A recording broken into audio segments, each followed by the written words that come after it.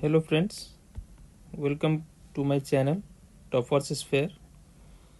और आज हम स्टार्ट करने जा रहे हैं एसिम्टोट्स टू द हाइपरबोला। ठीक है, नोट्स लिखने का फिर से ज़रूरत नहीं है। ये मेरे टेलीग्राम चैनल ATC_मैथ्स पे आपको मिल जाएगा। जो भी मैं पढ़ा रहा हूँ वो मैं वहाँ पे अपलोड कर दूँगा, है ना। 11-12 का मैथ्स मैं कवर कर रहा हूँ। रिमेनिंग टॉपिक के लिए आप फोटोनिक्स चैनल पे देख सकते हैं, काफ़ी अच्छे कंटेंट्स हैं वहाँ पे। ओके, तो स्टार्ट करते हैं।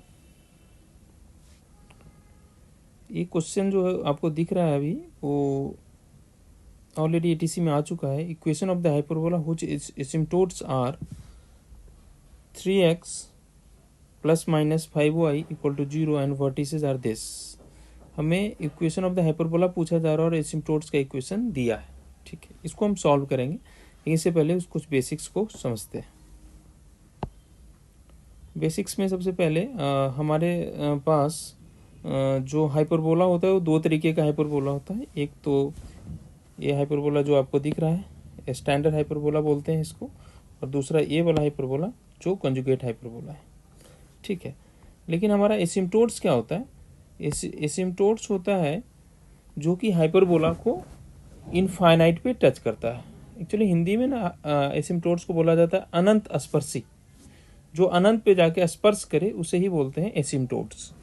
तो ये ओरिजिन है, और यहाँ से एक लाइन में ड्रॉ कर रहा हूँ जो इस हाइपरबोला को इन्फिनिटी पे जाकर टच करेगा, और यहाँ भी एक लाइन वैसा ही ड्रॉ कर रहा हूँ। ये भी इस हाइपरबोला को, ये दोनों मिलेंगे नहीं, ये इन्फिनिटी पे मिलेंगे। ठीक है, वैसा ही एक लाइन इधर से भी ड्रॉ किया जा सकता है जो इस हाइपरबोला को इन्फिनिटी पे जाकर टच करेंगे, और इस डायरेक्शन में इन्फिनिटी पे। सिमिलरली ये हमारा कंजुगेट हाइपरबोला है, इसमें भी ये इसको इन्फिनिटी पे टच करेगा, इधर भी इन्फिनिटी पे टच करेगा। सिमिलरली इधर भी ऐसा होगा। नहीं, ये तो टच हो गया गलती से, तो इस तरह। चलो इसको थोड़ा सा एडिट कर ही देते हैं, क्योंकि ये डेफिनेशन बोला है तो सारा ही ख़त्म हो गया। चलो फिर से बना लेते हैं।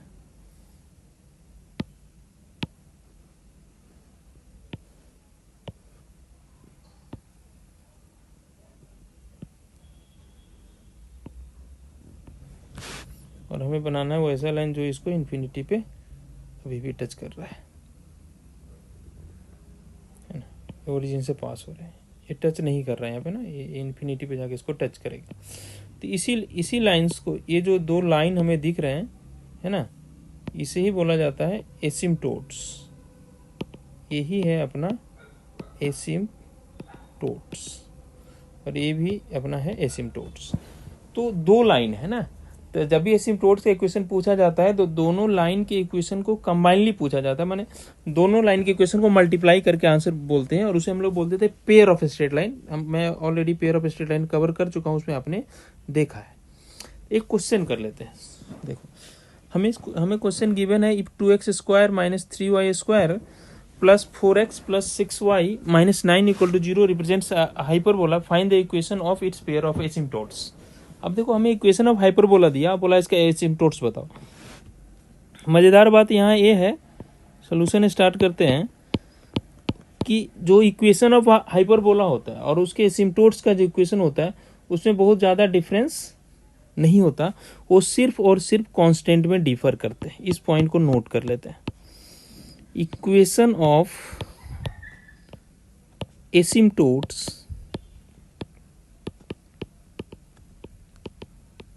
and equation of hyperbola only differ in constant। क्या मतलब है इसका, अभी समझाते हैं आपको। इसका मतलब ये है कि जो हमारा इक्वेशन जो है, इसका जितना भी वेरिएबल पार्ट है वो सेम रह जाएगा एसिम्प्टोट्स के लिए भी। सिर्फ यहाँ जो -9 है उसको एक नए कांस्टेंट से रिप्लेस कर देंगे। इक्वेशन ऑफ एसिम्प्टोट जो लिखेंगे यहाँ पर 2x² - 3y² जो इन्होंने यहाँ पे दिया है हाइपरबोला की इक्वेशन में, मैं सिंपली उसको कॉपी कर रहा हूँ।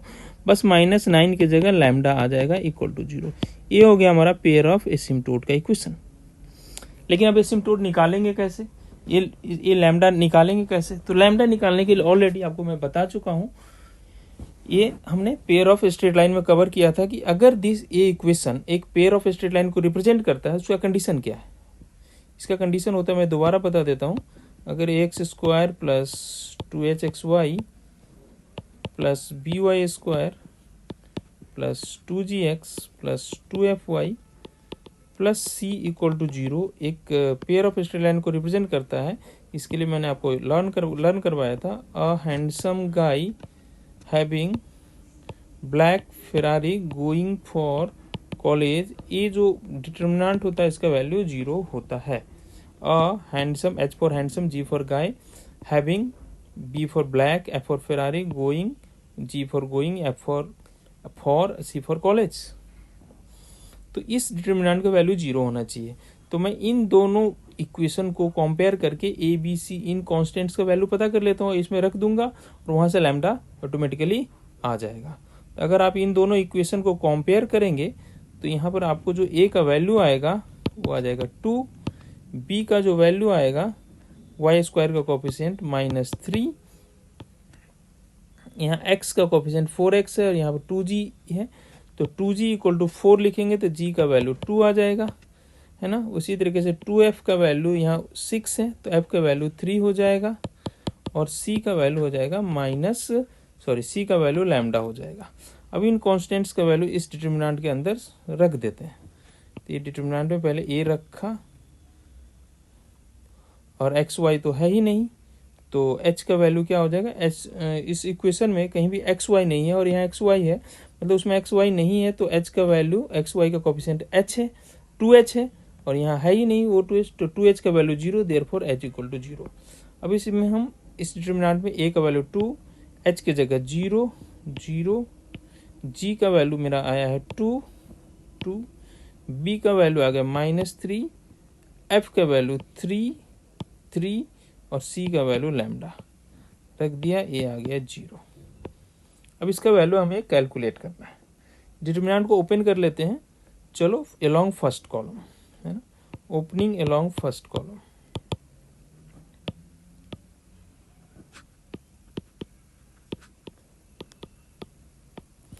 तो 2 इंटू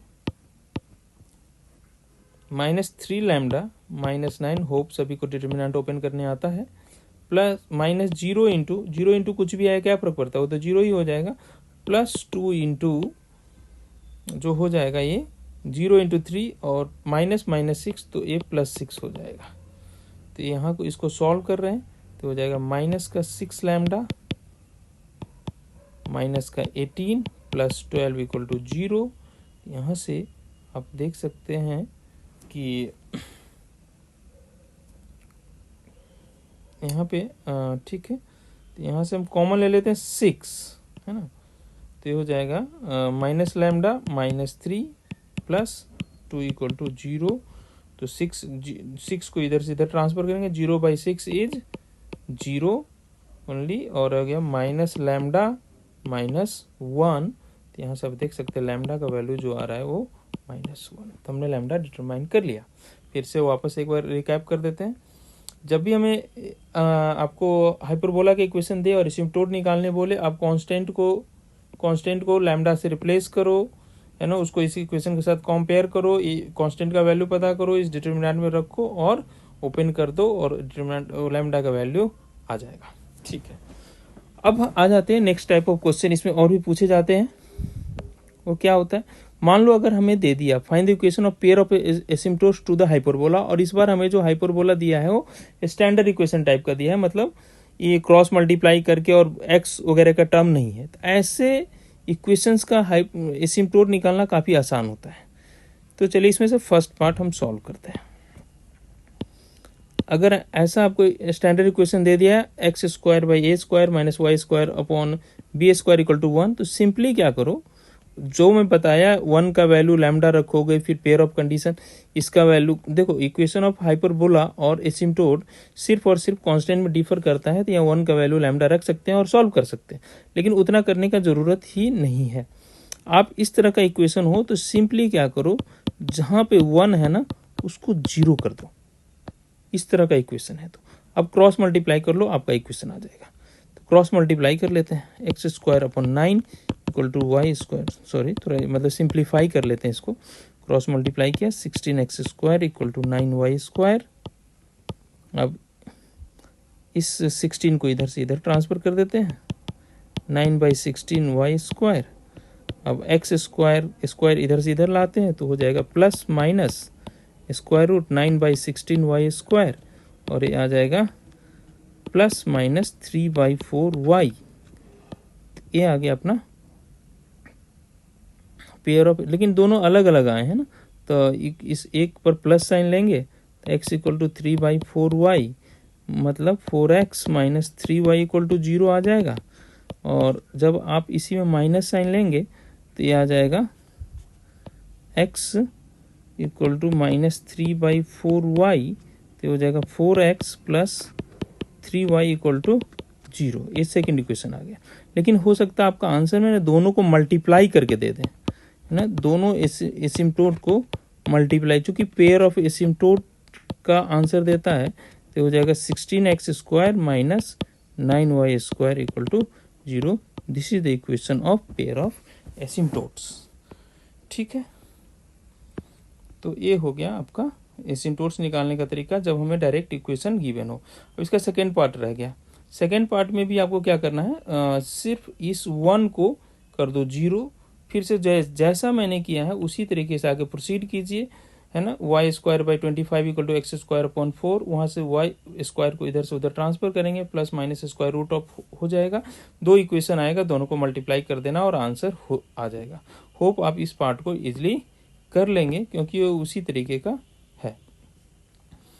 ओके, अब हम आ जाते हैं वापस जो एटीसी में क्वेश्चन पूछा गया था। एटीसी में हम लोगों ने सीखा कि अगर हमें हाइपरबोला का इक्वेशन गिवन है तो एसिम्प्टोट का इक्वेशन कैसे पता करते हैं। लेकिन एटीसी जो पूछा था इसका रिवर्स पूछा था। उसने क्या किया था, एसिम्प्टोट का इक्वेशन दे दिया और हाइपरबोला का इक्वेशन पूछ लिया था।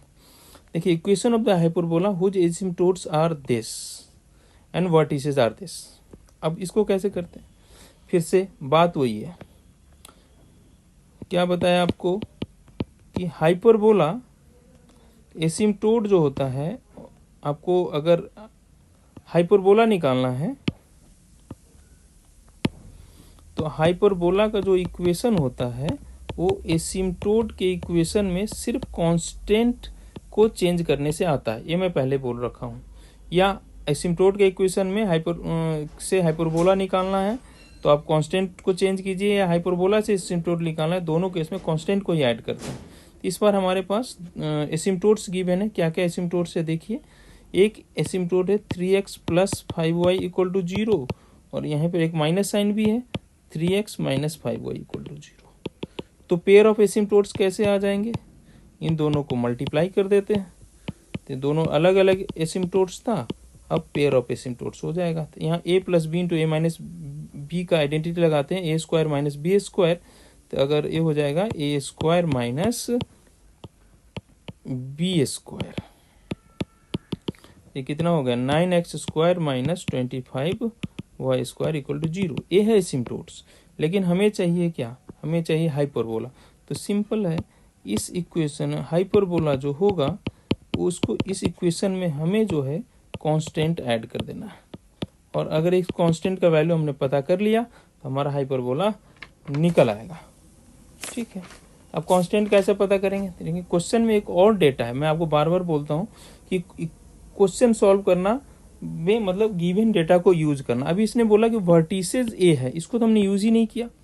तो मान लो अगर हाइपरबोला अब कैसा भी हो, स्टैंडर्ड हो या कॉन्जुगेट हो, वर्टिसेस तो यही होता है जो कि गिवन है प्लस माइनस 5,0, मतलब प्लस 5,0 और माइनस 5,0।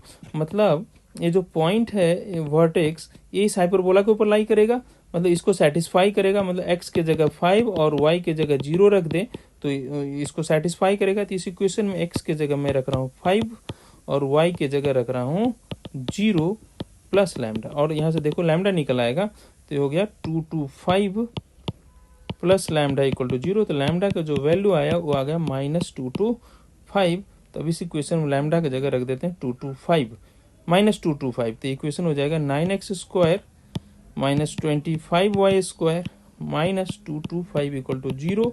अब इस 225 को RHS में लेके चले जाते हैं। ये हो गया इसका आंसर। देखिए कौन सा ऑप्शन मैच हो रहा है। 9x² -25y² equal to 225। मेरे ख्याल से ऑप्शन नंबर यही है ना, देख लेते हैं दोबारा। हाँ, ऑप्शन नंबर ये है। ठीक है, तो इस तरीके से ये टॉपिक फिनिश हो गया। ओके, चलिए।